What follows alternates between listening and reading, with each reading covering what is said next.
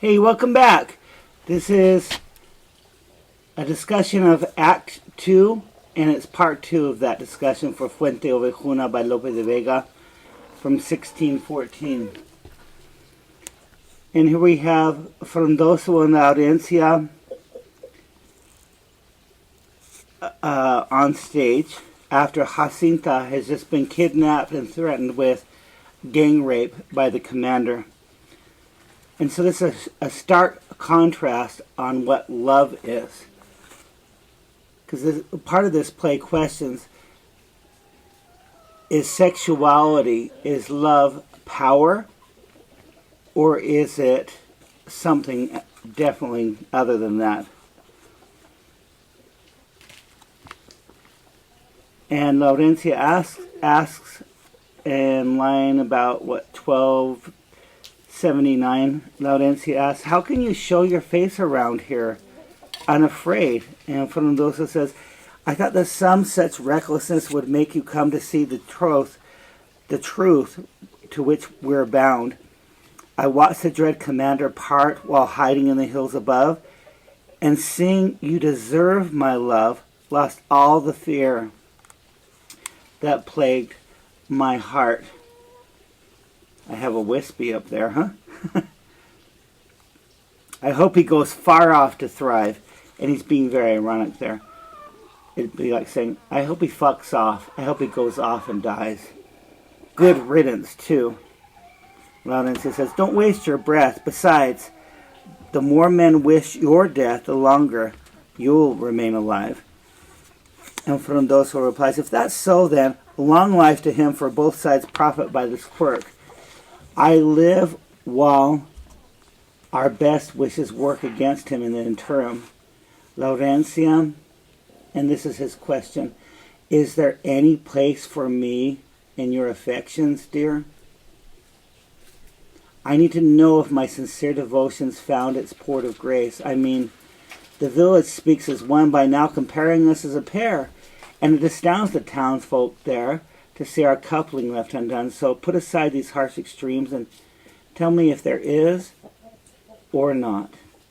And Laurencia replies, I swear to both you and that lot, meaning the town gossipers, that all will soon be as it seems. Which is her way of saying that what people have noticed actually is going to happen. For this great mercy, let me kiss your lovely feet, my future wife. You've granted me a second life, I must confess in saying this. Enough with blandishments. We mince words when it's evident to us that you have only to discuss the matter with my father, since he comes now with my uncle, see? Frondoso, don't lose faith, for I'm to be your wedded wife in time. That much is sure. You just need to get permission. And Frondoso replies, God bolster me. Esteban, the father of Laurencia, along with Alonso and Juan Rojo, enter. Alonso says, so in the end, the townsfolk rose in vocal protest on the square, and rightly so, for they'll not bear more crimes from him resembling those. The scale of his intemperance these days can scarcely fail to stun, while poor Jacinto's now the one who suffers his incontinence. So once again, bringing up the problems that the commander is causing. Juan Rojo says, all Spain will soon be governed by the Catholic kings, whose well-earned fame for piety bestows their name, which they do both exemplify. Later on he says, I'm sorry for Jacinta, though, a stalwart lass in every way. So here are the town's council people feeling powerless to do anything to stop the kidnapping and gang rape of Jacinta.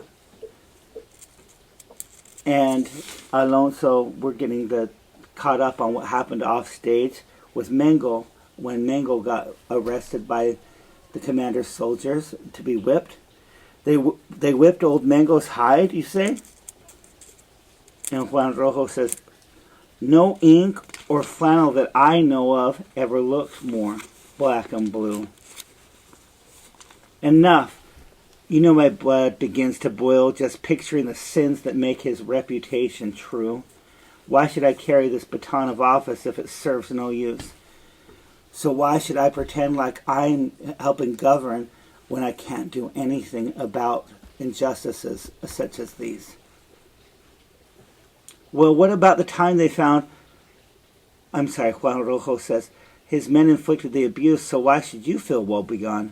Well, what about the time they found Redondo's wife in this deep glen, left raped by the commander's men, among whom she'd been passed around detestably when he did cease to take by force what she would deny?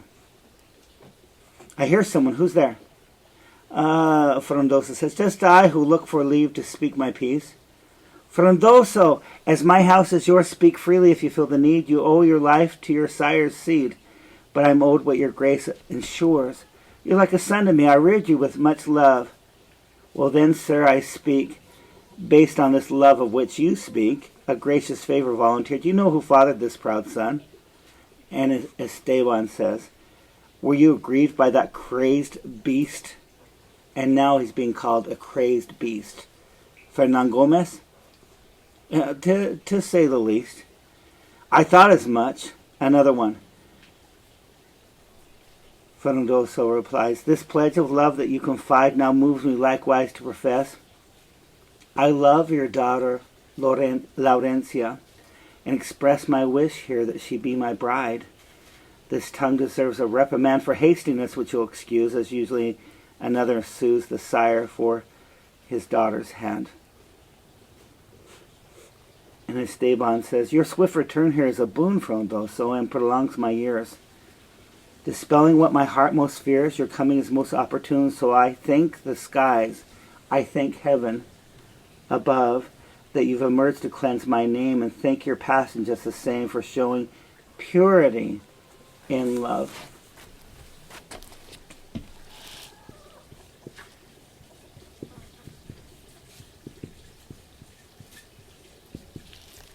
So purity in love is being held up here.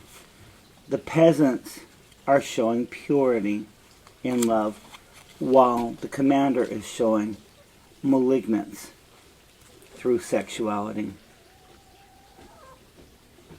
It's only right that your good sire should learn at once what you've proposed. For my part, I'm well disposed to help you realize this desire. I would consider myself blessed if this sweet union came to pass. You've got my thumbs up on it. And Juan Rojo says, well, first, we'd better ask the last to verify she acquiesced. We need to make sure that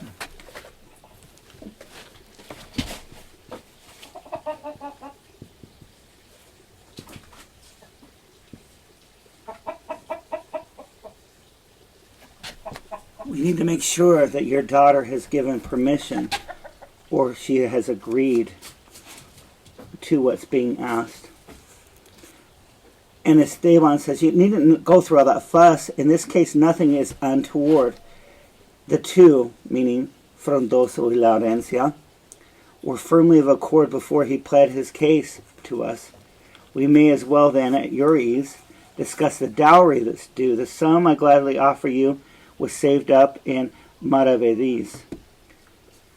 And dowry, this still goes on to this day. The idea is that the family of the woman who's getting married needs to pay money so that she can get married because she's not going to be an income earner. Which obviously today is way, way, way out of date.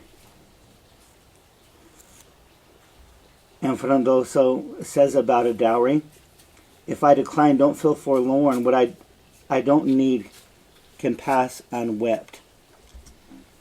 I don't need money to marry your daughter. You should be thankful he'll accept the girl as bare as she was born. And the father says, that may be, but in any case, I'll ask the maid if she approves. I'll double check with my daughter. good thinking, as it ill behooves your pressing what she won't embrace. And then Laurencia comes on. Sweet child Laurencia, father dear, I'm sure she will, though you decide. You see how promptly she replied, my child Laurencia, only sheer love urges me to ask today. Come closer, girl. Would you command Frondosio marrying your friend, good Gila? He's some fiancé, the most upstanding of our men, proud Fuenteovejuna's son. So the dad is joking with her and saying, so, come here, I need to ask you a question. Would it be okay with you if Frondoso marries this other woman? What? Gila would? Laurencia says, if anyone among our maids deserves him, then... Laurencia says, I do commend their union, yes. Yes, though she's ugly, which makes some believe Frondoso should become your husband, that we could all bless. Oh, father, still inclined to jest. You're making a joke. And jibe at your advanced age, too. And then this is very important. You love him, child? Well, he knows I do. And though his love's likewise professed unpleasant actualities. And her father says, should I inform him that you consent?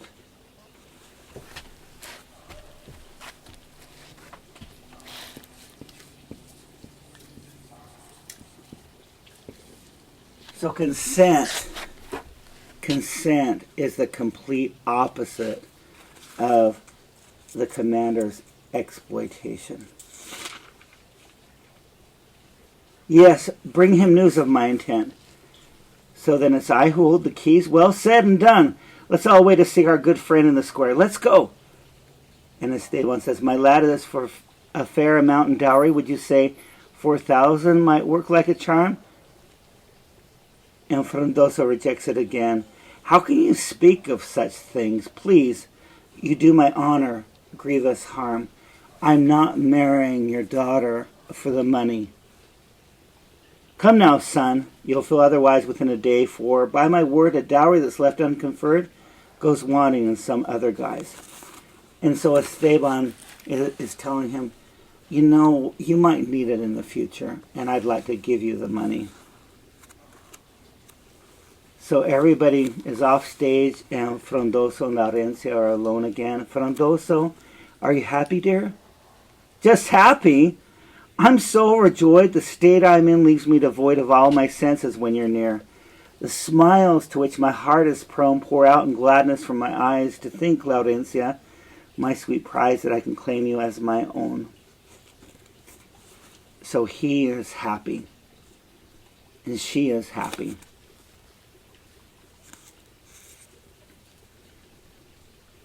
Then we have a war scene where the commander's not doing so well.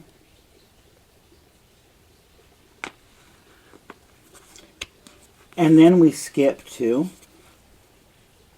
the wedding scene.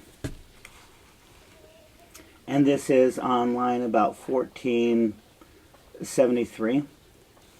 And musicians are singing, oh, many happy years to you, sweet bride and groom. Many happy years. So this is the thing that's going on in this play. We're not honoring the Greeks' three unities of time, plot, and place. Everything has to happen in 24 hours. You can just hurry up and change places all at once. So the musicians sing, oh, many happy years to you, sweet bride and groom. Happy years. And Mango says, you dashed that off in seconds flat now, didn't you? It's not much good. And to Barildo, what do you mean to say? You could compose a better song than that? And Frondoso, he's more familiar with the lash than with melodies of verse. And Mango says, don't shrink. Some have suffered worse. One man, that blackguard didn't thrash, was taken to the Vale one day. And Barildo says, stop, Mango, please, be merciful. That homicidal animal dishonors all who pass his way. So now the commander has been called a homicidal animal. And Mingo says, 100 soldiers, not one less, administered my pummeling. And I was given quite the anima of ink and pebbles, all in one. Who would stand for vileness of that sort? And Bardo said, the savage looked on it as sport. And Mingo says, well, enemas are far from fun, and while they are salubrious, I'd rather so my death come fast. And this is going back to a time when much medicine was administered anally. It continues to be to this day, actually. Why? Because medicines absorb faster in the colon than it is if you take it in your mouth. But an enema of rocks is not the same as something that makes you helpful or salubrious.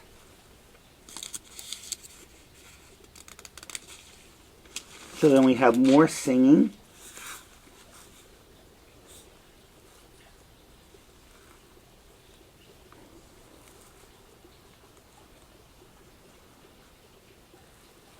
And if you go down to about line 1545, the musicians sing, the maid with flowing tresses roamed through Fuenteovejuna's vale, and all the while unknown to her, a knight of Calatrava trailed.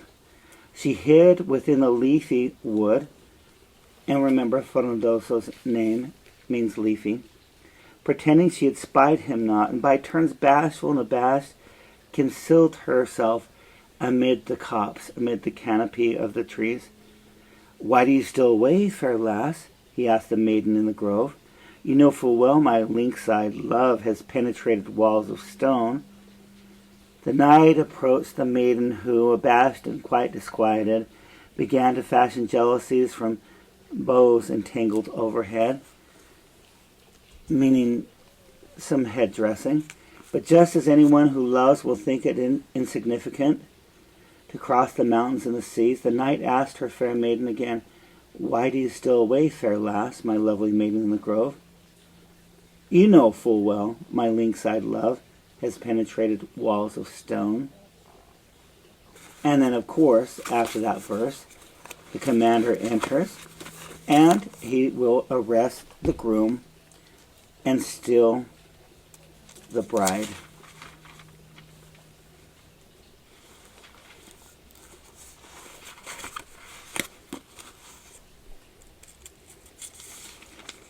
Now, in line 1589, Pascual says, please, sir, don't do this on his wedding day.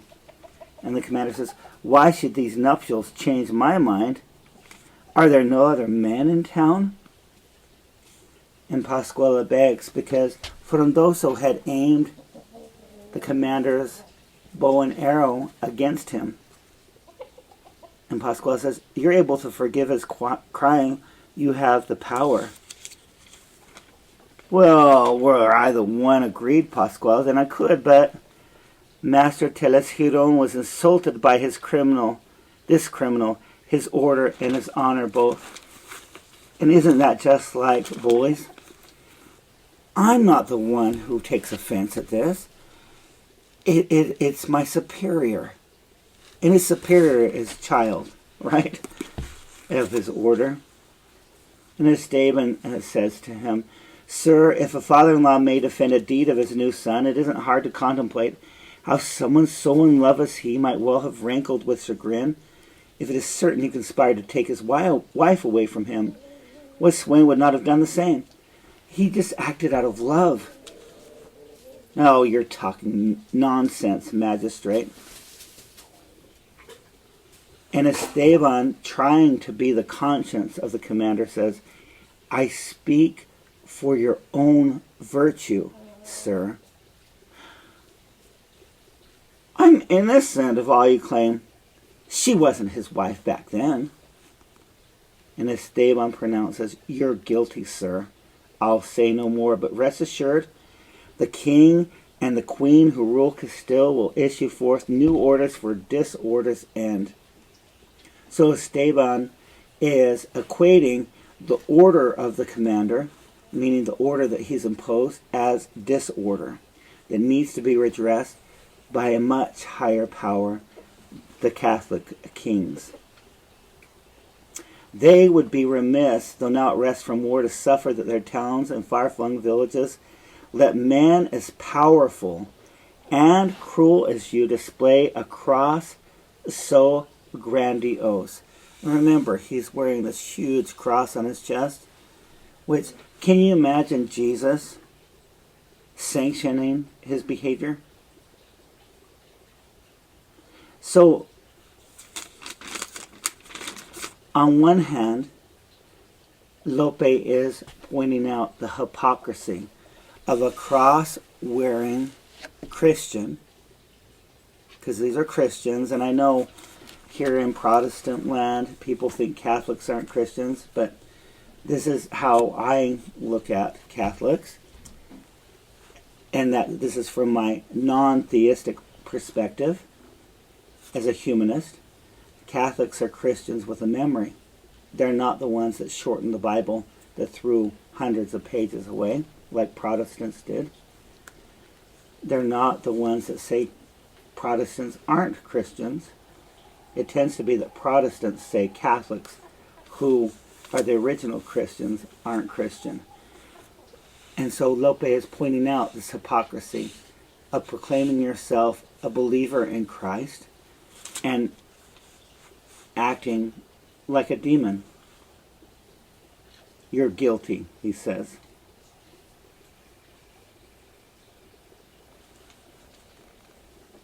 And the commander says, "You there, relieve him of his staff." So of course he goes to his power, going to strip him of office. "Obedience, sir, I surrender it." And then he smacks Laurencia's father. "I'll use it on you." So he's using the staff on him. As I'd lash an untamed and unruly horse. "As you're my lord, I submit." And Pascuala also tries to act as the commander's conscience. "You would cudgel an old man like that?" And Laurencia says, "He thrashes him because he is my sire. Avenge yourself on me." So she's putting herself in front of her dad to protect him. "You, take her to the prison grounds and station 10 guards at her cell." Can you imagine? You arrest one person, 10 guards. And why does he arrest her? Because she dares to speak and she dares to contradict him. "Why don't you hit a woman instead of an old man?" is what she tells him. And this embarrasses him, and so he has to act all big and manly, all powerful. And Esteban says, after she's been arrested and everyone leaves, "Sweet heavens," once again appealing to the heavens, "send your justice down." And Pascuala notes what is going on. This wedding has become a wake. This wedding has turned into a time of mourning. Barrildo asks, "Who will speak? Are there no men around?" And this play keeps asking over and over and over again, what does it mean to be a real man? Not just someone born male, but to be manly. And Mango, who's gotten the crap beat out of him, says, "I already took my licks, thanks so much. The welts are as red as cardinals on my back, so save yourself that trip to Rome. Let someone else provoke his wrath." So he says no. And Juan Rojo says, "We will speak to him as one." And Mango says, "Perhaps, though now we'd best let silence reign. Don't you recall? They whipped my cheeks till they were pink as salmon steaks." But this idea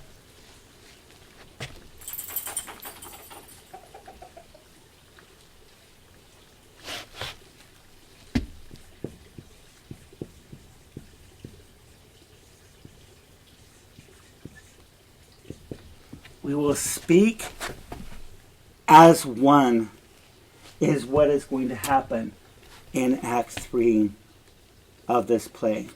When the whole town of Fuenteovejuna says, when asked about what happens to the commander, because his days are limited, who did it? And each town person is going to say, Fuenteovejuna did it. Well, tell me who did it. Fuenteovejuna, the whole town did it. And this brings up the question, if you have a town rebel against its governance, what does the ultimate governor or governors, the king and queen, Isabel and Ferdinando, what are they going to say? Thank you. Think about this idea of justice and injustice. Think about what it means to tolerate exploitation. Think about how much harm happens when a person empowers wrath and lust and gluttony and all the 7 deadly sins run awry. Thank you.